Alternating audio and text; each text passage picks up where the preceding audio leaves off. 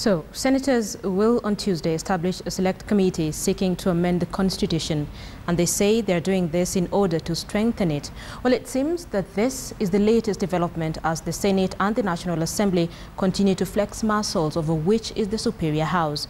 Wilson Buru brings us some insight on this. The Senate has taken note of consistent attempts to undermine institutions charged with implementation of devolution.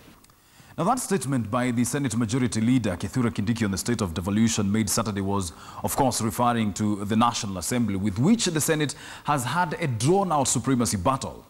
So, senators now say they will push for an amendment to the Constitution in order to safeguard devolution. Now, before we get to what the contentious clauses are, let's look at the roles of both houses as stipulated in Articles 95 and 96 of the Constitution. Let's start with the National Assembly. And this house is tasked with deliberating and resolving issues of concern to the people. That is 1. 2, determining allocation of the national revenue between levels of government. 3, appropriating funds for expenditure by the national government. And it also exercises oversight over national government revenue and its expenditure. Of course, these are just some of the roles that the National Assembly is tasked with. Let's move on to the Senate, which represents the counties and serves to protect interests of the counties.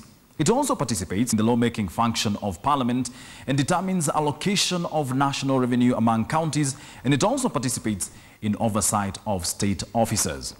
Now, in Article 110, the Constitution stipulates how a bill that concerns counties should be handled. Sub-Article 4 states that any bill concerning county governments passed by one house, then the Speaker of that house shall refer it to the Speaker of the other house. And Sub-Article 5 then clarifies that if both houses pass the bill in the same form, then the Speaker of the house in which the bill originated from shall refer it to the President for assent. Let's take a very quick example. If a bill originates from the Senate, then it has to go to the National Assembly. And then if both houses, the National Assembly and the Senate, pass the same bill in the same form, then the Speaker of the Senate shall refer it to the President for assent. And this is where the problem is. The Senate will use all means necessary to ensure that these institutions are protected in order to perform their roles without interference. Tunataka kupatia Senate na taasisi nyingine ambazo zinalinda ugatuzi uwezo wa kutosha wa kuweza kulinda ule ugatuzi, manake tunaona bado kuna ile fikra ya kiserikali ya kati.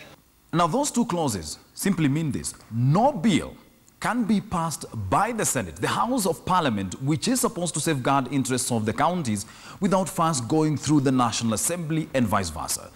But senators are not happy with this because, as Kithure Kindiki puts it, the Senate has taken note of consistent attempts to undermine institutions charged with implementation of devolution. So, come Tuesday, senators will be forming what they are calling a select committee to prepare and submit a report and a bill to amend the Constitution. Now, this bill will again have to go through the National Assembly and garner a 2/3 majority before it is passed. Whatever happens, Kenyans will only be hoping that it is for their benefit. Wilson Buru, KTN, Nairobi.